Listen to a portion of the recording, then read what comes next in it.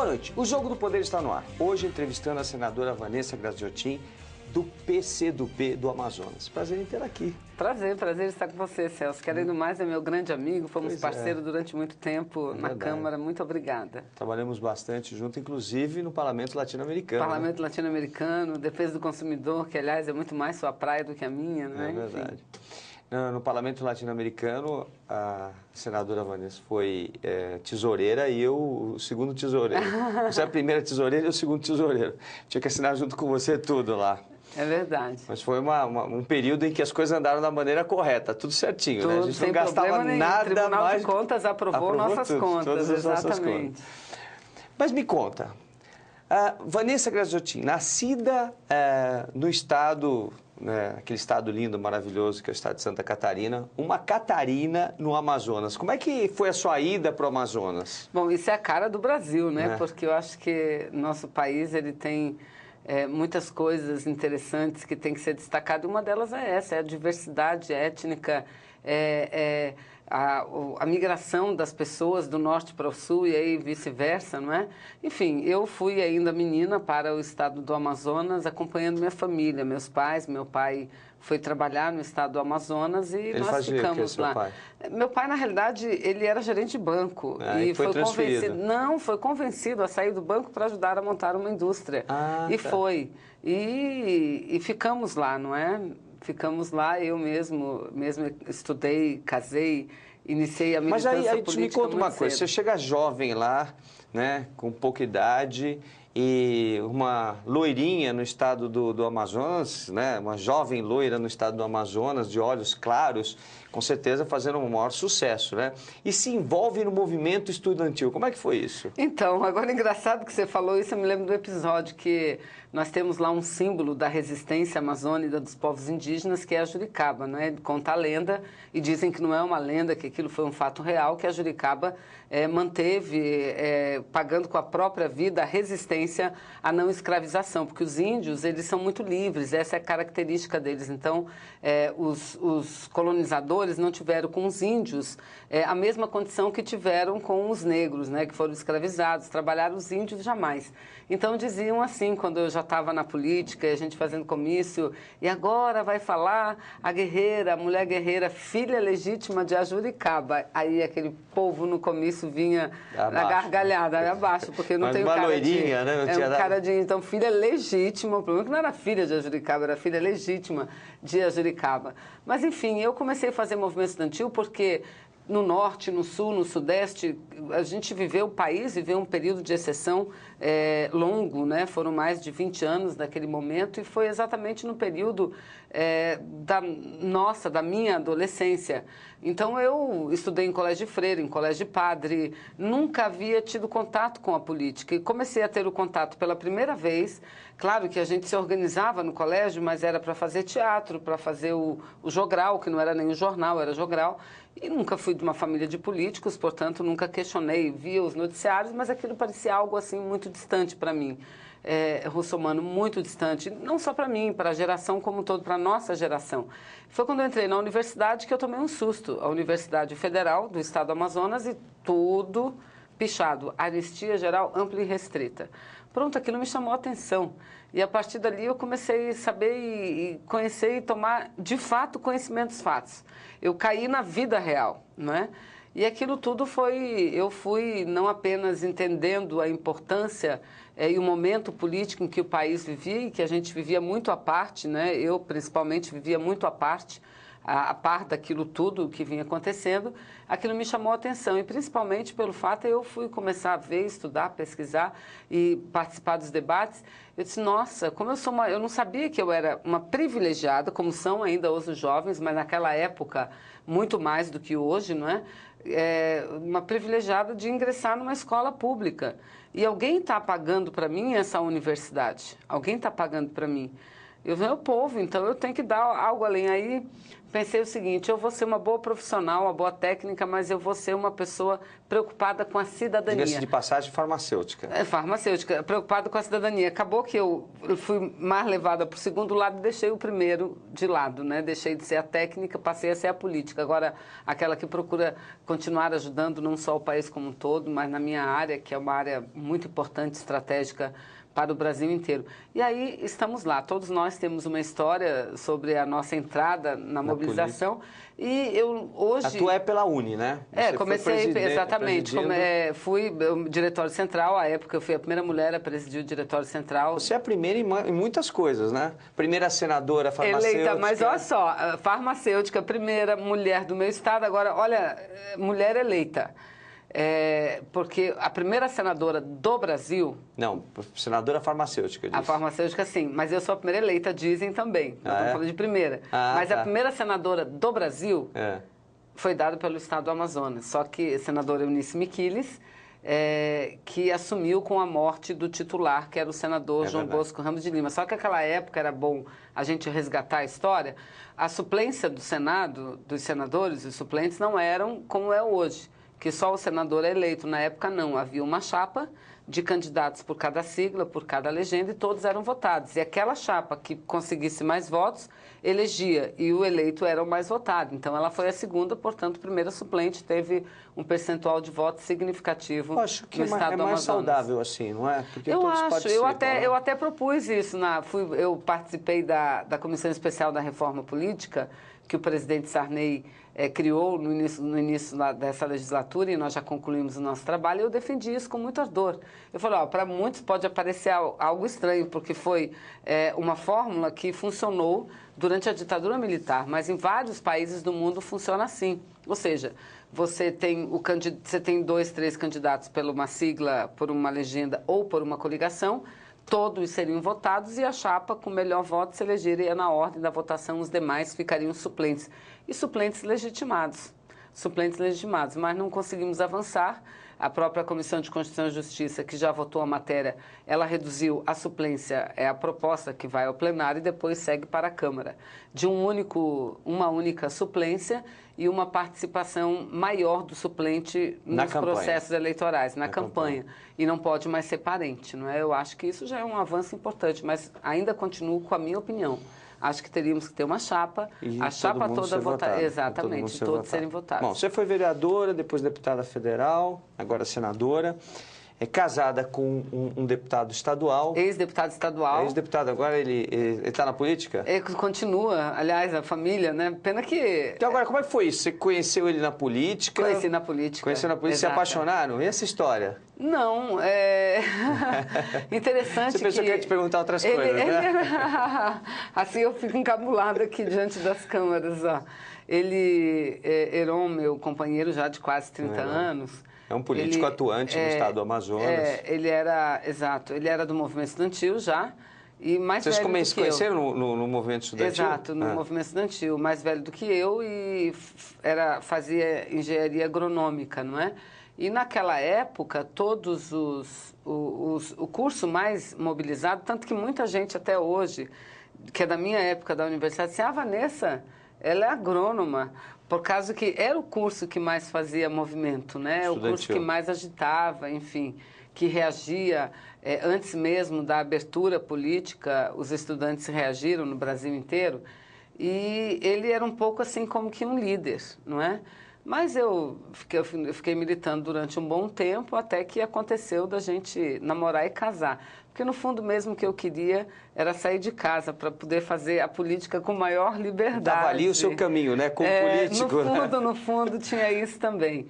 O senador João Pedro, que é senador hoje pelo estado do Amazonas, nós somos também da mesma geração, ele um pouco mais velho, também fazia agronomia à época. Movimento. O próprio governador do estado do Amazonas vem desse período. Ele era filiado ao meu partido, esse foi o primeiro partido de filiação dele, fazia movimento estudantil. O senador Eduardo Braga, ex-governador, também era da época, fazia engenharia. Ou seja, Celso, uma geração muito importante que deu bons frutos para o Brasil inteiro. Eu acho que ficou um hiato, né, na política brasileira. Né? A gente teve um movimento pós-revolução, né? E depois, e durante a Revolução, os pais sempre diziam, não se mete com política, política não dá certo, etc. Falavam para os jovens. Muitos jovens não entraram na política por causa disso e acabaram se afastando, e você tem aí uma diferença, aí, um hiato, né, de nova formação de políticos que não aparece. O que acontece? Então é isso que você diz. A gente passou um período de exceção, de falta de liberdade relativamente longo no Brasil, que a juventude não tinha espaço de participação. Isso foi um desejo, porque a juventude por si só ela é muito ativa, proativa, não é? E isso foi represando, até que a juventude resistiu no início do regime militar e logo já no final, nas lutas, ela foi muito envolvida e toda essa geração teve uma participação muito forte. E hoje nós já vivemos um período relativamente longo, relativamente, porque a nossa democracia ela é muito jovem diante da história do mundo inteiro, né? De outras democracias do mundo. E numa possibilidade muito forte e grande de participação. E isso faz com que as atenções elas sejam voltadas para outra coisa, né? Porque não é nenhuma novidade. Você poder participar de DCE, participar de movimentos, isso você não vai para uma manifestação hoje para enfrentar cavalos, né? Da cavalaria da polícia, como a gente fazia no passado. Exatamente. Então, mudou. Mas o que não significa dizer que a gente não tenha um nível de envolvimento da juventude, né? Mas estão faltando líderes novos, né? Olha, eu acho porque o governo, quando ele permite que a democracia aconteça, há uma institucionalização da participação popular. Hoje você pega... É claro que nós estamos construindo um Brasil ainda que precisa de muita coisa para melhorar a qualidade de vida do povo, para se desenvolver, acabar com essas diferenças sociais, regionais que existem, mas a gente percebe que um dos grandes feitos do governo do presidente Lula foi envolver a participação da população. Então, hoje você tem conferência para tudo. É conferência da cidade, da educação, da saúde, da juventude, das mulheres, de tudo. Para tudo você tem uma conferência, né? Audiências públicas, a participação de todos. Exatamente, envolvimento. Aí diz assim, olha, e é um governo e daí seria que mais fácil a criação, surgirem novos políticos, e não está acontecendo isso. Eu acho que está. Você acha? Eu acho que está. É claro que não com aquela visibilidade e não daquela forma assim tão abrupta, não é? Mas as novas gerações, elas estão aparecendo e são gerações de muita competência e com um quê a mais. Eu acho que ao mesmo tempo que elas são militantes políticas, elas são técnicas. Eu vejo nesses ministérios todos aqui, a gente vai nos governos estaduais, gente jovem, recém-formada, com 2, 3, que já fazem parte de instituições importantes, do CAD, agência de vigilância sanitárias, de agências, secretarias importantes do Ministério. Você tem razão. Eu vejo muitos técnicos. Agora precisa ver se esses técnicos se tornarão ali, lá na frente políticos. E antes era mais político do que técnico. E agora são técnicos e políticos ao mesmo tempo, porque há essa possibilidade de participação, há essa abertura maior de participação dentro desse novo governo com o qual a gente convive já há alguns anos. Vamos falar um pouquinho do tráfico internacional de pessoas, e nós temos algumas perguntas, participação popular. Nós temos o Jonas Poleto, né? Aposentado de Curitiba, o Danilo Capezuto, promotor de vendas em São Paulo, o Kleber Alves, teleoperador aqui em Brasília, e a Flávia Almeida, vendedora no Rio de Janeiro. Vamos ouvi-los? Que ações acontecem hoje no Brasil que impeçam o tráfico internacional de pessoas? O que essa CPI vai trazer de benefícios e como que ela vai combater o tráfico de pessoas? A CPI tem poder para punir os envolvidos. Senadora, como funciona o tráfico de pessoas no Brasil? Aí, olha, veja que o pessoal está inteirado. Vamos começar do fim para o começo, né? Ela começo. pergunta como que funciona. É no Brasil e no mundo inteiro, tanto que a nossa CPI é uma CPI que trata do tráfico nacional e internacional de pessoas. É um problema que preocupa o mundo inteiro, todas as nações, as Nações Unidas, a ONU está muito envolvida nisso. E existem vários tratados internacionais que tratam sobre a matéria, mas o tratado que está em vigor hoje é o Tratado de Palermo, né? A Convenção de Palermo. Por sinal, eu estive lá na época da CPI do narcotráfico. Olha aí, do ano de de 2000, não é? Exatamente. É do ano de 2000. Fiz parte da convenção. Então, ela é recente, não é? E ela vem se aprimorando. Esse é um problema antigo, mas que vem se aprimorando. E quanto mais nós vivemos a abertura de fronteiras, e é isso, os blocos se formam, os blocos interagem entre si, e não são apenas blocos econômicos, são blocos sociais também, porque a partir do momento que você não abre só para a mercadoria, você abre um país para as pessoas também, não é? E você diminui a burocracia e isso pode ampliar ou favorecer aqueles que cometem um delito, não é? Então, a Convenção de Palermo, ela determinou uma série de ações a serem desenvolvidas pelos governos, tanto que, pela primeira vez, o Brasil aprovou uma política nacional de enfrentamento ao tráfico de pessoas. Isso foi no ano de 2005, 2006, aproximadamente, no governo do presidente, do ex-presidente A maioria Lula. das pessoas traficadas são mulheres, né? E aí, aprovado a política, estabeleceu-se um plano que tinha duração de 5 anos, né? E concluiu-se em 2010. Houve a primeira avaliação e agora continuamos. Agora, qual é o maior problema? Qual é o maior problema do tráfico de pessoas? Por que ele acontece, né? Porque várias razões. As vítimas até colaboram, né? Vamos já, essa é a diferença de sequestro, de outros tipos de crime, né? O tráfico de pessoas. E as razões, que elas são comuns no mundo inteiro, são 3 as maiores razões. Existem outras, mas as 3 razões... A pobreza é uma delas. Não, mas a que leva ao tráfico de pessoa, para quê? Para a exploração sexual... Sim. Para o trabalho forçado. Advindo da pobreza, naturalmente. Exatamente. Né? Porque uma mulher não vai para a prostituição se ela não tiver dificuldades financeiras. Perfeitamente. Aí você coloca, é mulher, é pobre, é pobre. Esses são os alvos maiores. Mas então, é para a exploração sexual, o trabalho forçado o trabalho forçado e a subtração de órgãos, que é gravíssimo também, né? E que acontece internamente. Muitas vão com promessas maravilhosas. Isso é importante que seja dito aqui, para que as pessoas tomem muito cuidado. As promessas são maravilhosas e não é o que vai acontecer lá fora, né? Todas as promessas, as fotografias, os sites que são mostrados, etc. Tal, prometem mundos e fundos e, geralmente, estas mulheres ou vão ser vítimas de prostituição ou de cárcere privado, inclusive, junto com a prostituição, né? Ou da retirada de órgãos, ou seja, a pessoa vai para lá, desaparece, ninguém mais encontra essa pessoa, ela simplesmente são retirados seus órgãos, ela acaba falecendo. Esse é um crime hediondo, tanto, e ele se aproxima muito, né? Porque as ações criminosas, elas aproximam uma das outras. Então, quem faz o tráfico de droga, de armas, ele busca pessoas também.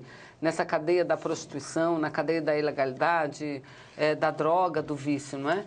Então, qual é o grande problema no Brasil?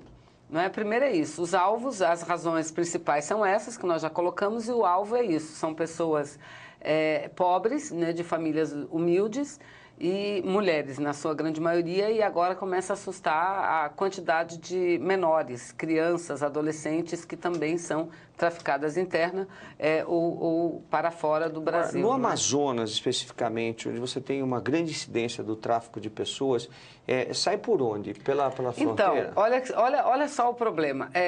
O plano que o Brasil criou e que está fazendo a sua primeira avaliação agora, fez ano passado, e já começamos a segunda etapa, ele, inclusive, é um plano trabalhado entre o governo central e os governos locais, governos do Estado e prefeituras, porque se não tiver os 3 trabalhando juntos, dificilmente a gente chega a um bom termo no enfrentamento, não é?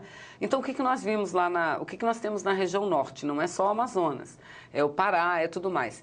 Agora, são dados que nós conhecemos por relatos, mas que não estão registrados oficialmente. Claro. Porque esse talvez seja o crime mais invisível do Brasil, Russomano. Porque as pessoas, veja, as vítimas, quando colaboram para que isso aconteça, perfeito, né? São seduzidas, são enganadas, ludibriadas. E elas vão, né, de livre e espontânea vontade para o exterior. Livre e espontânea, entre aspas, né? É claro. Bom, mas e elas são as últimas a denunciar os fatos. E mesmo aquelas que são vítimas e que conseguem retornar para o Brasil, para não ficarem numa situação vexatória, acabam se calando. Exatamente. E não contam absolutamente nada, até com medo dos traficantes. Então, o maior problema que nós temos no Brasil é a invisibilidade desse crime. E nós temos relatos e notícias que até para continuar com esse status de um crime invisível e eles continuar a ter facilidade para levarem as pessoas para fora, eles estão migrando das grandes cidades, onde você tem um aparato policial mais bem montado, bem organizado, para as pequenas cidades. Então, envolvendo famílias pobres que vivem no interior dos estados brasileiros, da Amazônia e do Brasil inteiro. E você vinha me dizendo que você já tem aí identificado o problema do tráfico, que movimenta 32 bilhões de reais por ano, traficando pessoas do Brasil e do mundo para outros países. Então, eu dizia que o nosso maior foco é como trazer a visibilidade para esse tipo de crime. Sabe por quê? Porque é o crime que abre as portas para outros crimes. Tanto que ele é detectado, as estatísticas oficiais, os poucos casos que chegaram a tipificar tráfico de pessoa foi porque estavam sendo investigados exploração sexual, tráfico de drogas, ou trabalho forçado, ou tráfico de drogas, pessoas sendo usadas para esse tipo de trabalho, entendeu, porque Celso? as pessoas são aliciadas, vão para fora, são vítimas de cárcere privado, são viciadas para se manter na prostituição, por exemplo. Né? Então, se detectado ali, olha só a cadeia, se você detectar o tráfico de pessoas, você evita uma sequência de crimes, não é? Então, isso é muito importante para o Brasil, isso é muito importante para o mundo inteiro. Daí é que as Nações Unidas... Os países têm que colaborar. Uma vez eu estava indo numa missão diplomática brasileira, no parlamento latino-americano, do qual você faz parte ainda, eu fiz parte, para Cuba. E do meu lado se sentou um francês. E esse francês dizia para mim que ia para Cuba para casar. E que ele ia para Cuba para casar, que ele tinha conhecido pela internet a menina, que era muito bonita, etc. Tal.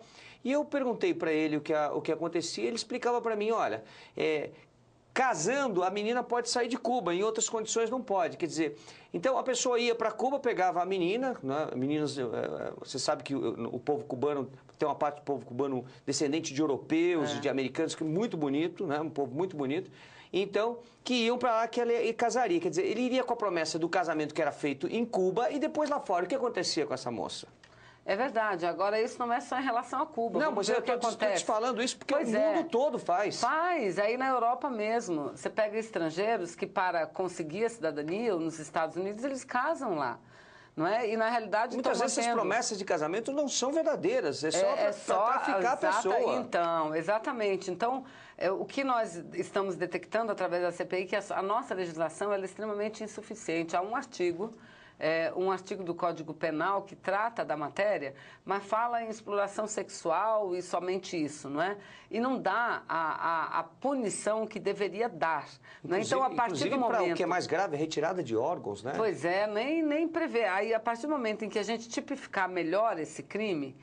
e determinando a ele um nível de punibilidade muito mais rigoroso, a gente vai poder evitar uma série de outros problemas, Principalmente os aliciadores que estão dentro do país, né? E tem muito. No caso das mulheres, geralmente são mulheres que aliciam as próprias mulheres. Exatamente, mulheres que já passaram por experiência e que adquiriram um outro status, não é? Que é exatamente esse. Exatamente.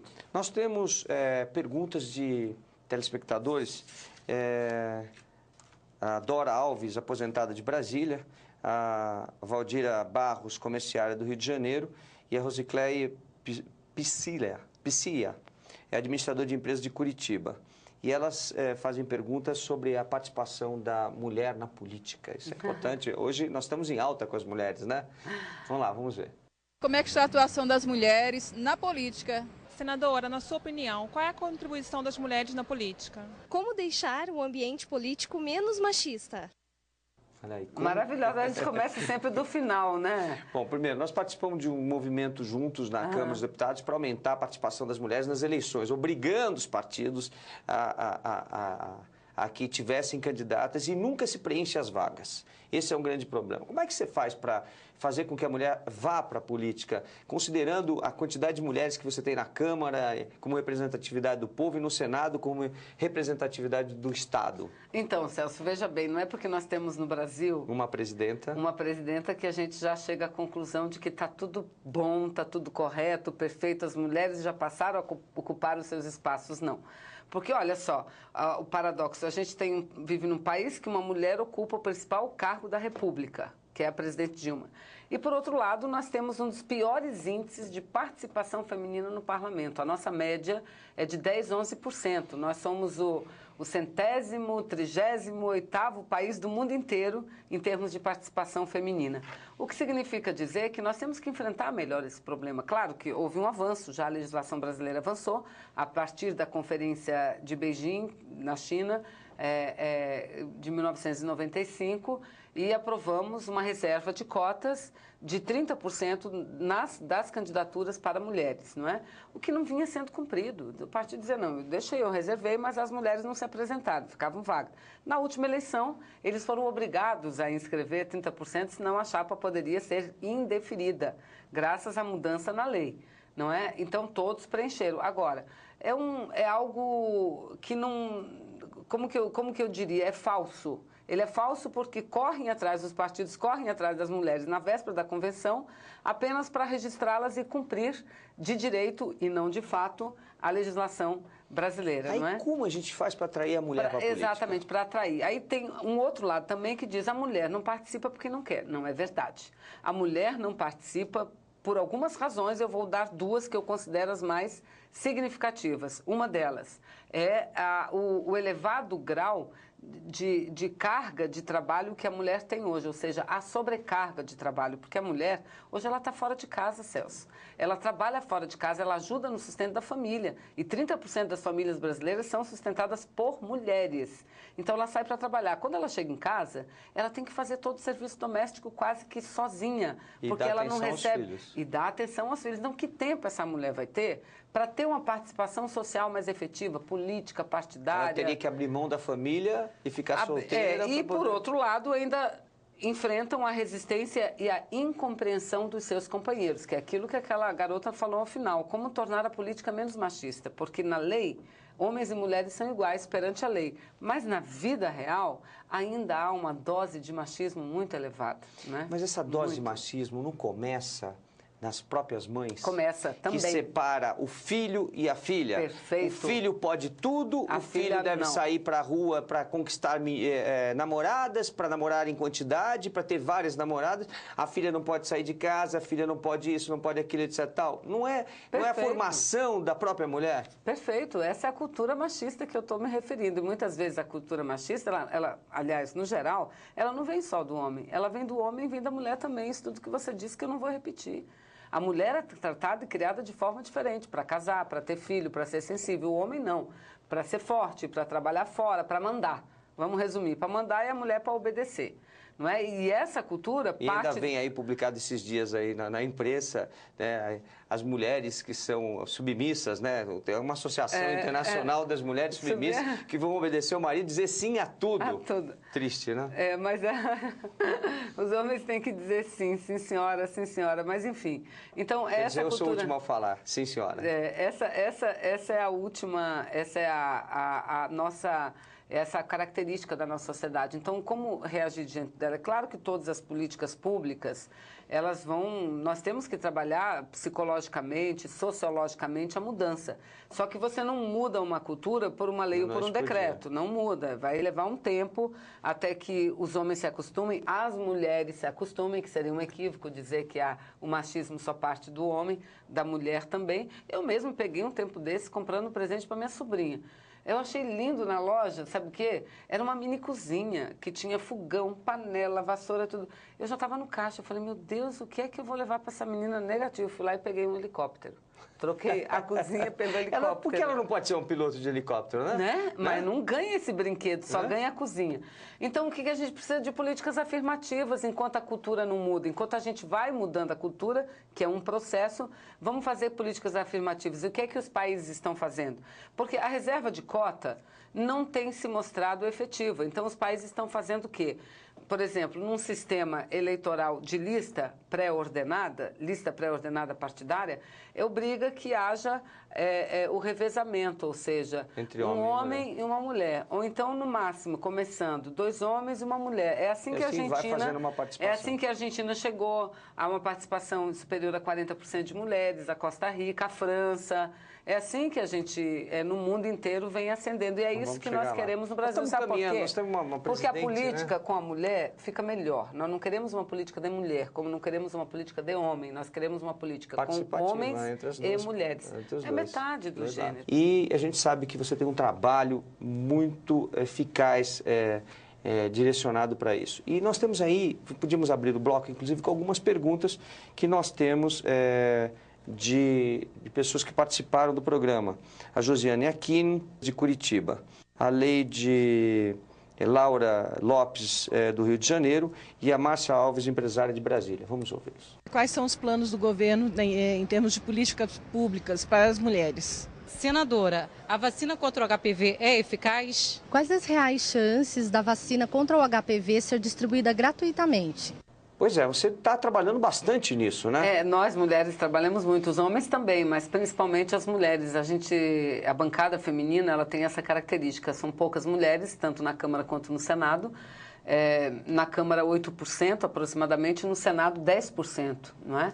É um número pequeno. Mas nós nos unimos muito, independente do partido político, da posição ideológica, a gente se junta na hora de defender as questões relativas às mulheres. Isso tem feito que apesar de serem a maioria do povo brasileiro, são a minoria. A minoria, né? no parlamento. No parlamento é minoria. Olha só, que não sei considerada minoria por menos participação na sociedade. Quer ver, Celso, às vezes a gente fala, somos minoria, mas só isso. Aí não dá o impacto que a população tem que ter, tem que sentir aquele impacto. Vamos dar um exemplo. Na Câmara, são 513 deputados eleitos. Foram eleitos, sabe quanto? 45 mulheres só.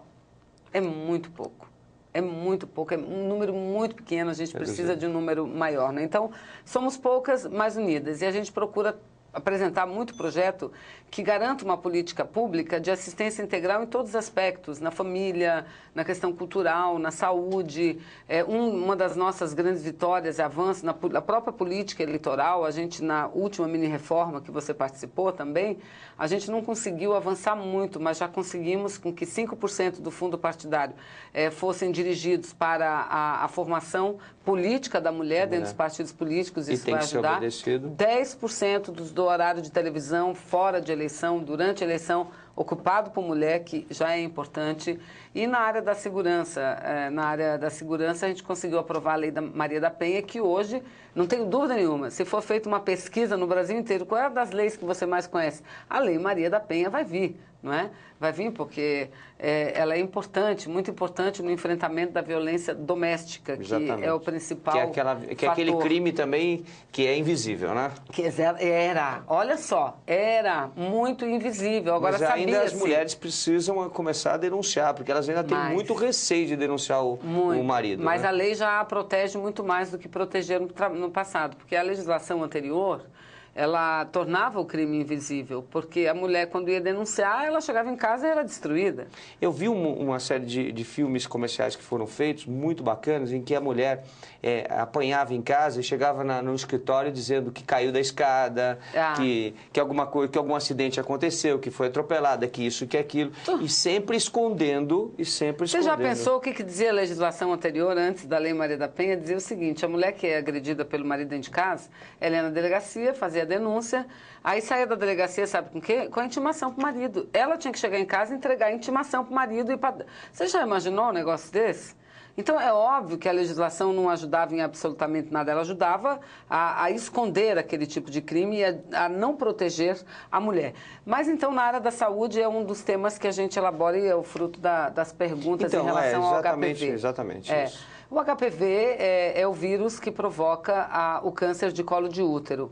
E tem uma grande incidência no Brasil. Uma grande incidência. É a segunda, em relação ao câncer de morte feminina, a segunda ele só está atrás do câncer de mama, não é? Que já tem uma série de prevenções, exames, campanhas publicitárias, e etc. que agora, eu até estou tratando um pouco dessa matéria, estudando mais, agora no governo da presidente Dilma, ela logo no início do seu governo, ela fez grandes ações em torno do Dia Internacional da Mulher relacionada à saúde, não é? Então, lançando programas de combate e prevenção ao câncer de mama, ao câncer de colo de útero e a uma assistência integral à maternidade. Isso é muito importante, através da Rede Cegonha. Muito bacana. Né? A criação da Rede Cegonha, porque não há um momento mais E não é só íntimo, porque ele é íntimo, vivido em família, vivido na sociedade, mais importante da vida, eu não diria da mulher, mas da humanidade, que não seja o momento da reprodução, da gestação, do parto, de você gerar aquela nova vida, não é? Isso envolve a sociedade como um todo e a Rede Cegonha, ela vem contribui muito para melhorias na assistência à mulher, desde do pré-natal até criança, bebê com 2 anos de idade, enfim. E o HPV é uma das formas hoje mais eficazes na prevenção do câncer de colo de útero. Na verdade, a ideia sua é de que meninas de 9 a 42 anos, é Exatamente. Isso? De idade, tomem a vacina. E a vacina seja franqueada para todo mundo. Sistema Único de Saúde. Isso é muito difícil acontecer? É caro demais? Já perguntaram qual a viabilidade, a possibilidade. Esse projeto eu apresentei já ainda quando eu estava na Câmara, a senadora Ideli apresentou uma no Senado. Tivemos muitas reuniões, eu e a senadora, ex-senadora, hoje ministra Ideli, com o ministro Temporão, da área de saúde. E naquela época, quando nós apresentamos, havia apenas um laboratório que fabricava a vacina de HPV. Óbvio que o preço vai lá para cima, não há concorrência, é o único no mercado. Aí o ministro nos pediu um tempo, e a gente exigindo dele, mas tudo bem, então vamos ampliar o exame Papa Nicolau, vamos ampliar as formas de prevenção, já que você não tem como imunizar, o governo brasileiro não tem como praticar isso ainda, não é? E isso foi feito, tanto que tudo preparado no governo anterior do presidente Lula, a presidenta Dilma já lançou, não é, a possibilidade de uma prevenção mais efetiva para as mulheres. Exatamente. Quanto custa essa vacina? Acessando. Olha, ela gira em torno de R$100, R$200 a dose. A dose. Quantas doses são necessárias para a imunização de uma mulher? Depende do laboratório e do tipo de vacina, né, e o período de imunização, mas no geral eram 3 doses. 3 doses. Na Quer primeira, dizer, seria R$300 mais ou menos. Ou R$600, né? Mas acontece que já entrou o segundo laboratório, logo entra o terceiro. Então, o governo ele está em negociação para licenciar a patente, ou seja, fazer uma parceria na produção. E essa parceria poderia baratear muito. Novamente, eu reapresentei um projeto quando cheguei no Senado que já foi aprovado na Comissão de Assuntos Sociais. O Senado ele é muito mais rápido do que a Câmara, Celso. Menos Exato. gente, né? Então, o que a gente quer com a aprovação já nessa fase inicial pela Comissão de Assuntos Sociais do Senado é abrir o diálogo com o governo e abrir o diálogo também com a iniciativa privada, mostrar a iniciativa privada a importância. Às vezes é muito melhor eles ganharem um pouquinho menos, não é? Mas permitir com que a população possa ter acesso, as mulheres ter acesso a essa vacina e assim estarem prevenidas, não é? Então, eu não tenho dúvida nenhuma que logo a gente vai estar aqui comemorando que as mulheres terão a possibilidade também de imunizar-se contra o câncer de colo de útero. Olha, infelizmente, o papo está muito bom, mas nós estamos no final do programa. Então, eu te abro um espaço para suas considerações finais, para você fazer, acho que uma mensagem às mulheres, né, que te veem como uma mulher que vai desbravando na frente, abrindo espaço para as que vêm atrás. São bastante, né? Eu espero que cada vez mais. E eu te pediria para falar um pouquinho para as mulheres que são vítimas da agressão dentro de casa. Dentro de casa, aquelas que são vítimas do tráfico e que depois ficaram com uma sequela. A ferida, ela dói muito menos quando você a expõe. Quando você a expõe e divide a CPI com outros, está aberta, né? Você está aberta para ouvir essas pessoas. Nós abrimos um link, conseguimos um link na página da Câmara e a gente tem recebido muitas denúncias. Dá o telefone para quem quiser fazer uma denúncia para você. Pode ser do meu gabinete, é 3303 6726. 3303-6726, Brasília. Ou então, o site... Quem quiser fazer denúncias sobre maus tratos, sobre o tráfico internacional, enfim, alguma coisa... Senadora, eu já falo deputada, hein? Tantos anos convivendo com você, a senadora Vanessa Graziotin vai receber essas denúncias e, como presidente da CPI do tráfico internacional de pessoas, vai apurar. Exatamente. Nós já começamos a ir aos estados, devemos continuar, Nordeste, Sudeste do Brasil. E o objetivo principal da CPI claro, a gente numa investigação, você participou muito, a gente ouve as vítimas, ouve os criminosos, mas o nosso foco principal é atualizar, melhorar a legislação brasileira, dar à população, principalmente a mulheres, crianças negras, pobres, que são a parcela mais susceptível, uma legislação capaz de ajudá-las a não caírem e não deixarem se envolver nesse crime que depois marcam essas pessoas pela vida inteira, não é? E no mais dizer que a gente tem muita saudade de você, viu, Celso? Você foi um dos melhores, mais atuantes parlamentares. Obrigado. Não está na Câmara porque não quer, porque usou exatamente usou um passo mais significativo, importante, e tenho certeza que São Paulo ainda vai lhe dar muito mais carinho, vai lhe abraçar com muito mais força, que aliás te quer muito bem. Obrigado. E vai te dar desafios muito maiores do que você já cumpriu hoje. Muito obrigado por essa oportunidade. Prazer em tê-la aqui, viu? Obrigada, Celso. Obrigada. Nós vamos ficando por aqui. O Jogo do Poder volta na semana que vem, se Deus quiser. Um abraço e até lá, gente.